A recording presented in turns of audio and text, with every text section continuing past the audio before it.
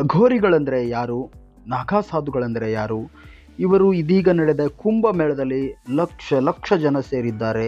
ಇದಾದ ನಂತರ ಇವರು ಎಲ್ಲಿಗೆ ಹೋಗುತ್ತಾರೆ, ಎಲ್ಲೇ ವಾಸಿಸುತ್ತಾರೆ, ಇವರ ಜೀವನ ಶೈಲಿ ಏನು ಮತ್ತು ಇವರು ಭಾರತದ ಜನಗಣತಿಯಲ್ಲಿ ಮತ್ತು ಭಾರತದ ಎಲ್ಲ ಮೂಲ ಸೌಲಭ್ಯಗಳನ್ನು ಪಡಿತಾರೋ ಇಲ್ವೋ, ಏನಿದು ಇವರ ಗುಟ್ಟು ಅನ್ನೋದನ್ನು ಈ ಒಂದು ವಿಡಿಯೋದಲ್ಲಿ ನೋಡೋಣ. ಎಲ್ಲರಿಗೂ ಸ್ವಾಗತ. ಜೀವವಿಲ್ಲದ ದೇಹಗಳನ್ನೇ ಜೀವ ನಡೆಸುವವರೇ ಈ ಅಘೋರಿಗಳು. ನಾವು ಅಘೋರಿಗಳನ್ನು ಕಲ್ಪಿಸಿಕೊಂಡರೆ ಸ್ಮಶಾನದಲ್ಲಿ ತಂತ್ರಕ್ರಿಯೆಯನ್ನು ಮಾಡುವ ಸಾಧುವಿನ ಚಿತ್ರ ಮನಸ್ಸಲ್ಲಿ ಒಮ್ಮೆಲೆ ಬಂದ್ಬಿಡತ್ತೆ. ಅವರ ವೇಷಭೂಷಣಗಳು ಭಯಾನಕವಾಗಿರುತ್ತೆ. ಅಘೋರಿಗಳನ್ನು ಭಯಾನಕ ಅಥವಾ ಅಪಾಯಕಾರಿ ಋಷಿಗಳಂತಾನೇ ಕರೀಲಾಗತ್ತೆ. ಅಘೋರಿಗಳು ಸರಳ ಜೀವನವನ್ನು ನಡೆಸೋದಕ್ಕೆ ಕಠಿಣ ಹಾದಿಯನ್ನು ತೆಗೆದುಕೊಂಡಿರ್ತಾರೆ. ಅಘೋರಿಗಳಾಗುವುದು ಅಷ್ಟೊಂದು ಸುಲಭದ ಕಾರ್ಯವಂತೂ ಅಲ್ವೇ ಅಲ್ಲ. ಅವರ ಜೀವನ ಶೈಲಿಯ ವಿಭಿನ್ನ ಮತ್ತು ಬಹಳ ವಿಚಿತ್ರವಾಗಿರ್ತಕ್ಕಂಥದ್ದು. ಅಘೋರಿಗಳ ಜೀವನ ಶೈಲಿ ಹೇಗಿರುತ್ತೆ ಅಂದರೆ, ಅಘೋರಿಗಳ ಆಹಾರ, ಜೀವನ ಕ್ರಮ ಬಹಳ ವಿಚಿತ್ರವಾಗಿರುತ್ತೆ. ಕೆಲವು ಪದಗಳು ಕಿವಿಗೆ ಬಿದ್ದ ತಕ್ಷಣ ಮನಸ್ಸಲ್ಲಿ ಫೋಟೋ ಬಂದು ಹೋಗ್ಬಿಡುತ್ತೆ. ಅದು ಅರ್ಥ ಮಾಡ್ಕೊಳ್ಳೋದಕ್ಕೆ ಸ್ವಲ್ಪ ಕಷ್ಟ ಆಗುತ್ತೆ, ಆದರೆ ಅವುಗಳು ನಮಗೆ ಹೆಚ್ಚು ಆಕರ್ಷಣೆ ಮಾಡುತ್ತೆ. ಅಘೋರ ಅಥವಾ ಅಘೋರಿ ಅನ್ನುವಂಥ ಪದ ಬಹಳ ವಿಚಿತ್ರವಾದದ್ದು. ಸಂಸ್ಕೃತದಲ್ಲಿ ಅಘೋರಿ ಅಂತನ್ನೋ ಪದಕ್ಕೆ ಬೆಳಕಿನ ಕಡೆಗೆ ಅಂತ ಅರ್ಥವನ್ನು ಕೊಡುತ್ತೆ. ಅವರ ನೋಟ ನಿಜವಾಗೂ ಭಯಾನಕವಾಗಿರುತ್ತೆ. ಆಧ್ಯಾತ್ಮದ ಭಾಷೆಯಲ್ಲಿ ಹೇಳುವುದಾದರೆ ಅಘೋರಿಗಳಾಗುವ ಮೊದಲು ಕ್ರಿಯೆಯು ಮನಸ್ಸಿನಿಂದ ದ್ವೇಷವನ್ನು ತೆಗೆದುಹಾಕುವುದಾಗಿದೆ. ಮೂಲತಃ ಅಘೋರಿಗಳು ಸ್ಮಶಾನಗಳಂಥ ಸ್ಥಳಗಳಲ್ಲಿ ಆರಾಮದಾಯಕವಾಗಿ ವಾಸಿಸ್ತಾರೆ ಮತ್ತು ತಂತ್ರ ಆಚರಣೆಗಳನ್ನು ಕಲಿತಾರೆ. ಸಾಮಾನ್ಯವಾಗಿ ಸಮಾಜದ ಯಾವುದೇ ದ್ವೇಷ ಸುತ್ತುತ್ತದೆಯೋ ಅಘೋರಿಗಳು ಅದನ್ನು ಅಳವಡಿಸುತ್ತಾರೆ.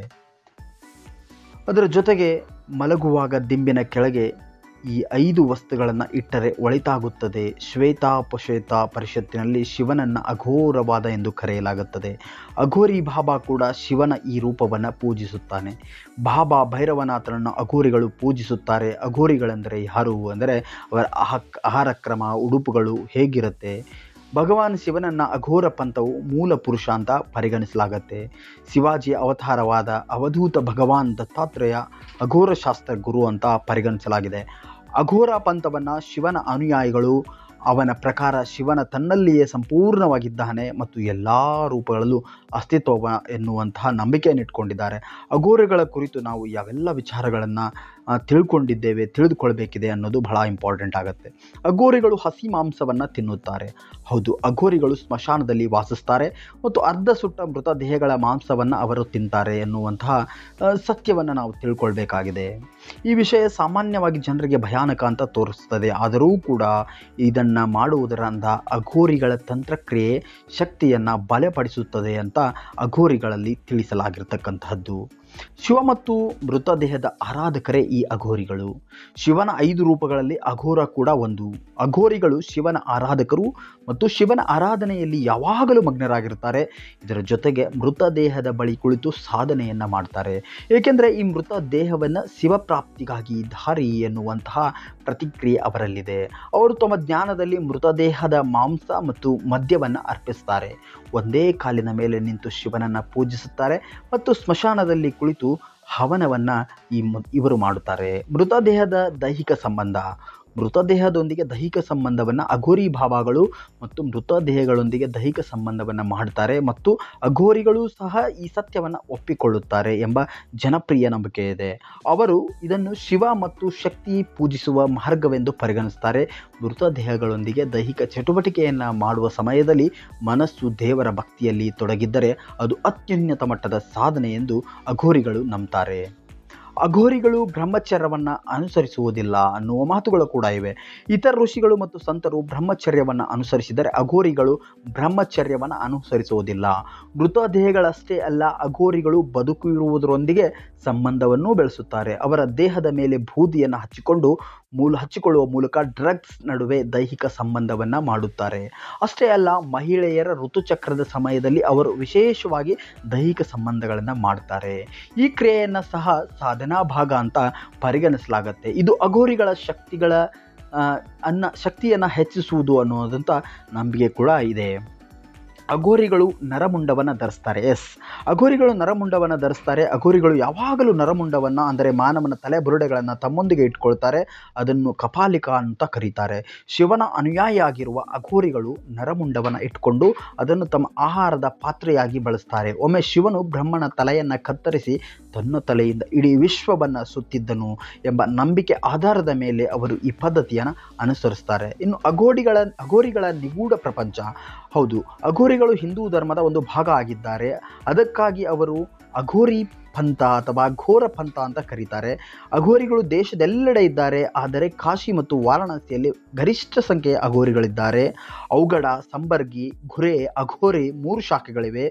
ಕಿನಾರಾಮ ಅಘೋರಿಯನ್ನು ಅಘೋರಿಗಳ ಬಾಬಾ ಅಂತ ಕರೆಯಲಾಗುತ್ತೆ. ಅವರು ಕಾಲೂರು ಶಿಷ್ಯರಾಗಿದ್ದಾರೆ.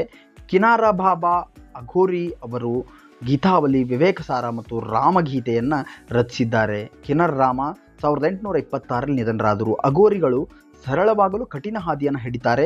ಸಾಧನೆ ಮುಗಿದ ನಂತರ ಅಘೋರಿಗಳು ಹಿಮಾಲಯದಲ್ಲಿ ಶಾಶ್ವತವಾಗಿ ಲೀನವಾಗುತ್ತಾರೆ. ಯಾರನ್ನು ಸಮಾಜದ ದ್ವೇಷಿಸುವುದೇ ಅವರು ಅಘೋರಿಗಳು ದತ್ತು ತೆಗೆದುಕೊಳ್ತಾರೆ. ಈ ರೀತಿಯಾಗಿ ಅಘೋರಿಗಳು ವಿಚಿತ್ರ ಮತ್ತು ವಿನೂತನವಂತ ಒಂದು ಬದುಕಿನ ಶೈಲಿಯಲ್ಲಿ ಬದುಕ್ತಾ ಇರ್ತಾರೆ.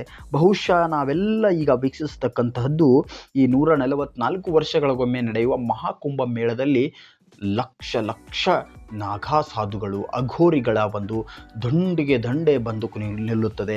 ಅವರು ಮಾಡುವಂಥ ವಿಶೇಷ ಪೂಜಾ ಹವನಗಳು ಮತ್ತು ಮೈಮೇಲೆ ಹಾಕಿಕೊಳ್ಳುವಂತಹ ಬುರುಡೆಗಳು ಮತ್ತು ಕೈಯಲ್ಲಿ ಹಾವುಗಳ ಜೊತೆಗೆ ಆಟ ಮತ್ತು ಮೈ ತುಂಬ ಬಿಡಿಯಾದಂತಹ ಒಂದು ಬಣ್ಣವನ್ನು ಪಡೆದುಕೊಂಡು ವಿವಿಧ ರೀತಿಯಾದಂಥ ವಿಶೇಷವಾದಂಥ ನರ್ತನಗಳನ್ನು ಮಾಡ್ತಾ ಇರ್ತಾರೆ. ಇದು ಇಡೀ ಭಾರತ ಅಷ್ಟೇ ಅಲ್ಲ, ಜಗತ್ತಿನ ವಿವಿಧ ರಾಷ್ಟ್ರದ ಜನರುಗಳು ಕೂಡ ಈ ಮಹಾಕುಂಭ ಮೇಳವನ್ನು ನೋಡುತ್ತಿದ್ದಾರೆ. ನಾವು ಇದೀಗ ತಿಳಿದಂತೆ ಇವರು ದೇಶದ ವಿವಿಧ ಭಾಗಗಳಲ್ಲಿ, ಅದರಲ್ಲೂ ಯಾರೂ ಇರದ ಸಮಾಜದಿಂದ ದೂರ ಇರುವಂತಹ ಸಾಧುಗಳೇ ಇವರಾಗಿದ್ದಾರೆ, ಅಘೋರಿಗಳಾಗಿದ್ದಾರೆ. ಇವರ ಮದ್ಯ, ಇವರ ದೈಹಿಕ ಸಂಬಂಧ, ಇವರ ಆಹಾರ ಎಲ್ಲವೂ ಕೂಡ ನಮ್ಮ ನರ ಮನುಜರಂತೆ ಇರುವುದಿಲ್ಲ. ಇದೊಂದು ವಿಶೇಷ ಮತ್ತು ವಿನೂತನವಾಗಿರುತ್ತೆ. ಇಂತಹ ಅದ್ಭುತವಾದ ಬದುಕನ್ನು ಸಾಗಿಸುವಂತಹ ಸಾಧುಗಳಾಗಲಿ ಅಘೋರಿಗಳಾಗಲಿ ಬಹುತೇಕ ಭಾರತ ಬಿಟ್ಟು ಬೇರೆಲ್ಲೂ ಕಾಣುವುದಿಲ್ಲ. ಬಹುತೇಕರು ಹಿಮಾಲಯದಲ್ಲಿ ವಾಸಿಸುವರು. ಇವರ ಆಹಾರ ಪದ್ಧತಿಯಂತೂ ಯಾರೂ ಸೇವಿಸದ ಆಹಾರ ಪದ್ಧತಿಯನ್ನು ಇವರು ತಿನ್ನುತ್ತಾರೆ. ಇವರು ಬಹುಶಃ ನಮಗನಿಸಿದಂತೆ ಇವರು ಭಾರತದ ಜನಸಂಖ್ಯೆಯಲ್ಲಿ ಇವರು ನೋಂದಣಿಯಾಗಿರುವುದು ಸುಳ್ಳು ಅಥವಾ ಕಷ್ಟ. ಇವರು ಭಾರತದ ಜನಸಂಖ್ಯೆಯಲ್ಲಿ ಇರುವುದೇ ಸುಳ್ಳು ಎಂದು ಹೇಳಬಹುದು. ಯಾಕಂದರೆ ಇವರಿಗೆ ಮೂಲವಾಗಿ ಇತ್ತೀಚಿನ ಆಧಾರ್ ಕಾರ್ಡ್ಗಳಿರುವುದಿಲ್ಲ ಮತ್ತು ಯಾವುದೇ ಸರ್ಕಾರದ ಯೋಜನೆಗಳಾಗಲಿ ಅಥವಾ ಇದು ಅಘೋರಿಗಳ ಬದುಕಿನ ಶೈಲಿ. ಇವರು ಭಾರತ ದೇಶದ ಮೂಲೆ ಮೂಲೆಯಲ್ಲೂ ಇರುತ್ತಾರೆ. ಈ ಒಂದು ಕುಂಭಮೇಳದಲ್ಲಿ ಏಕಾಏಕಿಯಾಗಿ ಕಾಣಿಸಿಕೊಂಡು ನಂತರದಲ್ಲಿ ಹಿಮಾಲಯದ ತಪ್ಪಲು ಬೆಟ್ಟಗಳ ಮಧ್ಯೆ ಕುಳಿತು ತಮ್ಮ ಮತ್ತೆ ದಿನನಿತ್ಯದ ಕೆಲಸ ಕಾರ್ಯಗಳನ್ನು ನಿರ್ವಹಿಸುತ್ತಾರೆ. ಇವರು ಜನರಿರುವ ಮತ್ತು ಜನನಿಬಿಡ ಪ್ರದೇಶಗಳಿಂದ ಬಹುದೂರದಲ್ಲಿರುತ್ತಾರೆ. ಇವರು ಈ ಭಾರತ ದೇಶದ ಆಧ್ಯಾತ್ಮಿಕ ಶಕ್ತಿ ಎಂದು ಹೇಳಬಹುದು. ಈ ರೀತಿಯಾದ ಮತ್ತಷ್ಟು ವಿಡಿಯೋಗಳಿಗಾಗಿ ನಮ್ಮ ಚಾನಲನ್ನು ಸಬ್ಸ್ಕ್ರೈಬ್ ಮಾಡಿ. ಧನ್ಯವಾದಗಳು.